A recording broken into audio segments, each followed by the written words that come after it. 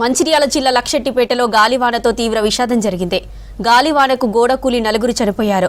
మృతుల్లో ఇద్దరు తండ్రి కొడుకులున్నారు. గోడకూలి ముందుగా స్పాట్లోనే కొడుకు అభిరామ్ చనిపోగా గాయపడ్డ తండ్రిని కరీంనగర్లోని ఆసుపత్రికి తరలించారు. కొడుకు చనిపోయాడన్న ఆందోళనతో బీపీ పెరిగి గుండెపోటుతో తండ్రి నాగరాజు కూడా మరణించాడు. ఒకే రోజు తండ్రి కొడుకులు చనిపోవడంతో కన్నీరు మున్నీరవుతున్నారు కుటుంబ సభ్యులు.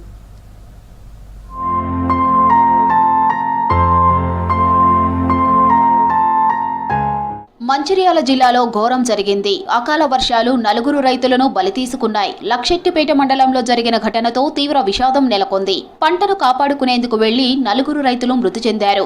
కొత్తూరు, గంపలపల్లి గ్రామాల్లో కల్లాల్లోని వరిధాన్యం కాపాడే క్రమంలో ముగ్గురు రైతులు మరణించారు. మరో 6గురికి తీవ్ర గాయాలయ్యాయి. భారీ ఈదురుగాలులకు కల్లాల సమీపంలో ఉన్న గోడలు కూలడంతో ప్రమాదం జరిగింది. మరణించిన రైతులు నెలికి లచ్చన్న, గుండారపు వెంకటేష్, తనుగుల అభిరాముగా గుర్తించారు. ఆసుపత్రిలో చికిత్స పొందుతూ తనుగుల నాగరాజు చనిపోయాడు. మృతులు తనుగుల నాగరాజు, అభిరాములు తండ్రి కొడుకులు. సీదులు హరీష్ చికిత్స పొందుతున్నాడు. చనిపోవడం అంటే ఇక్కడే చనిపోయాడు. వాట్ల కోసం వచ్చిండ్రు. వాళ్ళు రాత్రిపూట అడవిలో వచ్చిండ్రు. వచ్చేసరికి వర్షం బాగా పడడం చేత గాలి బాగా వీసిన తర్వాత ఏమైందంటే తలదాచుకోవడానికి ఇలా లోపలికి వచ్చిండ్రు. లోపలికి వచ్చిన తర్వాత అకస్మాత్తుగా గోడ మీద పడిపోవడం జరిగింది. పడిపోయిన తర్వాత అభిరామ్ అనే పిల్లవాడు వాళ్ళ కొడుకు, నాగరాజు వాళ్ళ కొడుకు ఇక్కడనే స్పాట్లో డెడ్ అయిపోయాడు. నాగరాజు అనే మామూలుగా బాగానే దెబ్బలు తాకినాయి. కాలుకు దెబ్బలు తాకింది. మొత్తం హాస్పిటల్లో ఒక 7 మంది బల్లమే తీసుకుపోయేసరికి హాస్పిటల్ తీసుకుపోయేసరికి మళ్ళీ కర్నాటక తీసుకుపోగా మారే మధ్యలోనే చనిపోవడం జరిగింది. లక్షెట్టిపేట ఊట్కూరులో ప్రతిపక్షాలు ఆందోళన చేశారు. అకాల వర్షానికి గోడ కూలి చనిపోయిన మృతుల కుటుంబాలను ఆదుకోవాలని నిరసన తెలిపారు. రోడ్డుపై బైఠాయించి ఆర్థిక సాయం చేయాలని డిమాండ్ చేశారు. రోడ్డుపై జరిగిన ధర్నాలో మాజీ ఎమ్మెల్సీ జీవన్ రెడ్డి, మాజీ ఎమ్మెల్యే దివాకర్ రావు పాల్గొన్నారు. భారీగా రోడ్డుపై ట్రాఫిక్ జామ్ కావడంతో వాహనాలను దారి మళ్లించారు పోలీసులు. పాపం రైతులు ఏదైతున్నదో తూకం వేసి 10 రోజులు అవుతుందా? నిబంధనల ప్రకారంగా తూకం వేసినాక 24 గంటలు షిఫ్ట్ చేయాలి.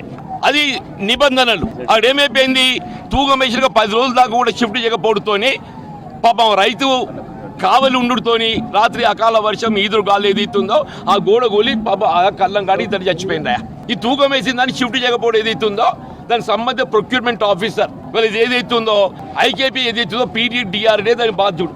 ఇవాళ రైతు కుటుంబాన్ని ఆదుకోవడానికి ఏం సాయం చేస్తామనేది అది ఒక అంశం. అది ప్రభుత్వ బాధ్యత. కానీ అధికారి నిర్లక్ష్యం ఏదైతున్నదో ఆ నిర్లక్ష్యాన్ని చట్టపరంగా చర్యలు తీసుకోవాలి.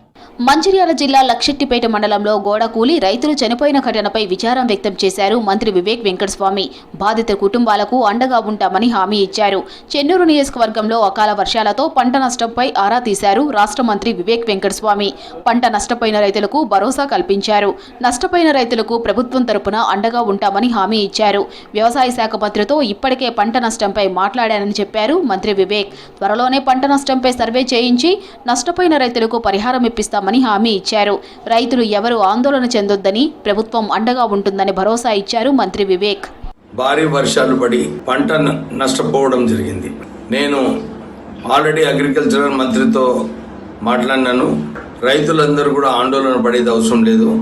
ఎవరైతే పంట నష్టపోయిందో వాళ్ళకి నష్టపరిహారం ఇంతకుముందు ఎట్లయితే ఇప్పించినాను మళ్ళీ ఒకసారి అగ్రికల్చరల్ ఆఫీసర్ సర్వే చేసిన తర్వాత నష్టపరిహారం ఇప్పిస్తానని చెప్పి మీ అందరికీ నేను మాటిస్తున్నాను. రైతులు చనిపోయిన ఘటనపై స్పందించారు పెద్దపల్లి కాంగ్రెస్ ఎంపీ వంశీకృష్ణ. మృతుల కుటుంబాలకు సంతాపం తెలిపారు ఎంపీ. బాధిత కుటుంబాలకు అండగా ఉంటామని హామీ ఇచ్చారు.